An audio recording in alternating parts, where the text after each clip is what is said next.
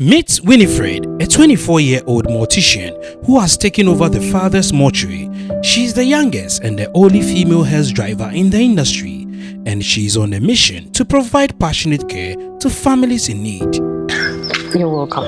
Okay, to Jabez what? Dominic Funeral Home. Funeral Home. So what do you do here? We do embalming, we do preservation, storage, selling of caskets, wreaths, plenty things. Everything related. So we are in a mortuary? Yes. It looks, the place looks so quiet, like. Very quiet. That is how everybody homes looks like. So it is a home for the dead. Okay. Yes. Okay, so we are here at Aguna Swedro at Jabez Dominic Funeral Home. And I'm here to talk to the youngest, in the industry, the youngest mortician. She is a hearse driver as well. And this is her facility. Yes. And today, she's going to take us through a whole lot of things. You get to know about her. Why is it that at her age, a lot of her peers are aspiring to be doctors, they want to be nurses, midwives, but she chose this path to be a mortician and also handle motor hair. So join us today. She's going to take us through a whole lot of things. So with regards to my daddy's business, I think I have a calling to this business. Calling? Yes. I do this business with passion, right? And I'm not scared, unlike other people or my siblings. So looking at me leaving this kind of investment there to write application to other facilities just for employment and let's say a salary of no amount, but a reasonable salary. I think I can invest my time and myself here, work on it, then get the money somebody is going to pay me. Probably more. Probability more. Or less. Yes. But at least it being my own, I have the liberty to do things that those working for others are not getting. Yes, so looking at the brighter side of it, though there's stigma, there's a lot of things, but I looked at the brighter side because the kind of investment my daddy has, if we let it just go down like that, it wouldn't be a blessing. So at least I'm lucky I've gotten the foundation, so I just have to move on. How long has it been in existence? Over 25 years. Over 25 years, yes. But the place got shut down? Yes, we closed it down at a point. Why? Because I couldn't combine, my daddy was getting ill. Okay. He was aging up, so I couldn't combine the working and the schooling. So I had to close down one, and I opted to close this one down. Okay. Yes. So how many branches do you have so far? Currently we have two. Two? Yes. One here inside Swedro? Yes, and the other one, Gomogwa. Okay. Yes. When you get to Gomade Rampon, you take your right closer to the police station. You take your right. It will take you to Gomod now, then you come to Ugwa. So here, what are some of the services that you render? Okay, so as it stands now, we are doing the embalming, the preservation and storage, plus selling of caskets, shroud, wreath, the hearse rental, and canopy, mattress, and chairs. From preparing the bodies for transfer to delivering them to families, Winifred's work is a testament to her commitment to serving others. Was how we prepare the body for transfer, not burial. So when we are transferring the body, we just have to clean it up. We, being the dry embalmers, we make sure that there's no water. If there's water, we'll make the family members aware of the situation.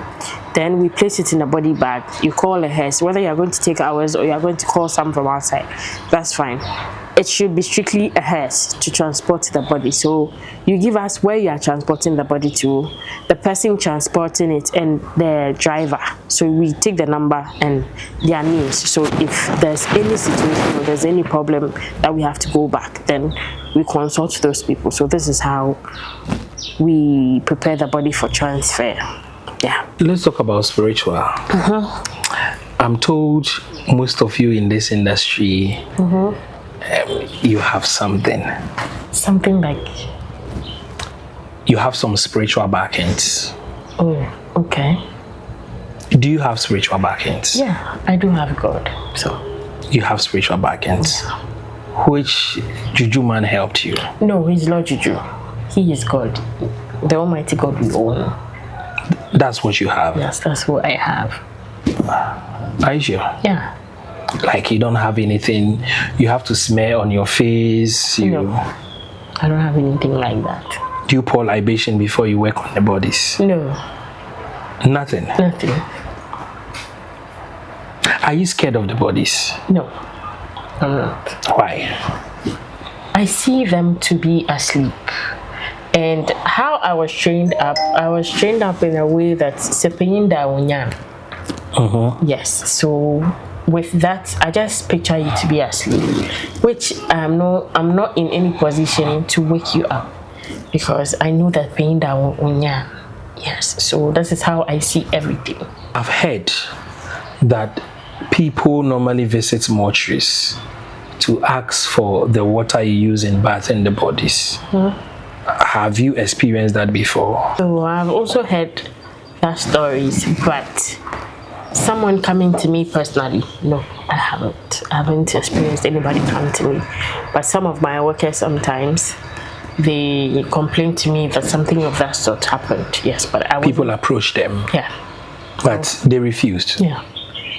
Is it a policy of the company? Yes, it is. It is, because you can't request for the water or any part of the deceased. Yes, even if you're a family member, there will be a paperwork you have to go through, because I don't know the reason why you are taking it, and ideally nobody is supposed to come for that. Ideally, what are you using it for? Nothing. Yes, so we don't give that out. We don't sell body parts. I don't know for other facilities. I know of brother morgues and sister morgues, but I don't know if they are into that. You sell clothes of bodies that are brought in? Do we sell them? No. Yes. What do you do to them? We burn them. Yourself here? Yeah, we burn them. So the family members, myself there, and the person who received the body. Yeah, sometimes I receive the body, sometimes my workers do. So you'd make sure that any belonging that is not necessary to take back home, you bury it or you burn it in front of them. That's what we do. Winifred's journey is one of the passion, dedication, and resilience.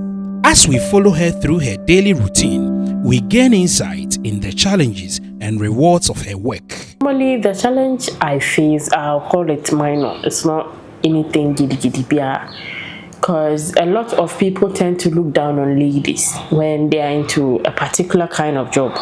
So if you are found in that particular space, they always belittle you. That's the problem I mostly feel. Sometimes you be telling someone something and the person feels like, me a bema, I am paying you. Customers are always right. So what you are saying is not needed. But some of them I'm able to control. Some of them to just leave them for what they want to do. When they are done, then they leave. So the challenges are not really significant. They're just minor challenges. I used to get some trashy comments, and some of the comments are, oh yeah, Juma mortuary, papa yeah, Juma mortuary. She's into mortuary stuff. So because of that, I'm left out in certain things. But I've grown up to like my personal space. So if you are not in it, I'm good. If you are in it, hallelujah. Do you get men approaching you? Yeah, I do get men approaching. Yes, I do. As we witness the final funeral rites, we are reminded of the importance of Winifred's work in providing closure and comfort to those in need. So, Winifred, I want you to take me through. What is the first thing when they bring in body here? Okay, so we being private, we have to make sure that with the supervision or the attendance of the family members, we make sure we identify the body. If we see any foul play, if I say foul play, that's something that shows that the person didn't die willingly. Okay, so if, let's say, if there's a struggle, there's an amputation, there's something of which a normal death is not having, we just have to reject the body. So you reject the body? Yes, we reject the body. Because where? Anywhere they want to take it to. Why don't you call in the police? Yes, if we smell something foul, that's if they've slit the throat or this. But sometimes the person normally dies in the house, and or when they were going to the hospital, the person died. So I'll just tell you to go to the hospital, talk to the doctor, let the person write something for you, then you bring it back to confirm yes, that to confirm. It is indeed a dead body. Yes, because some people get knocked down. Okay. If you are knocked down, you have to go to the police station first. Okay. You don't have to come to my facility. So when you come, I'll redirect you. Me redirecting you is calling the police for you. Yes, because sometimes I redirect you, you didn't go.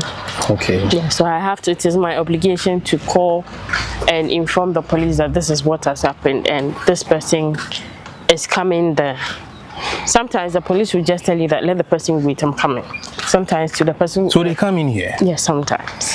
Okay, so when they bring the body, you identify and you do all your checks and you realize that, yes, indeed, this person is dead. What do you do?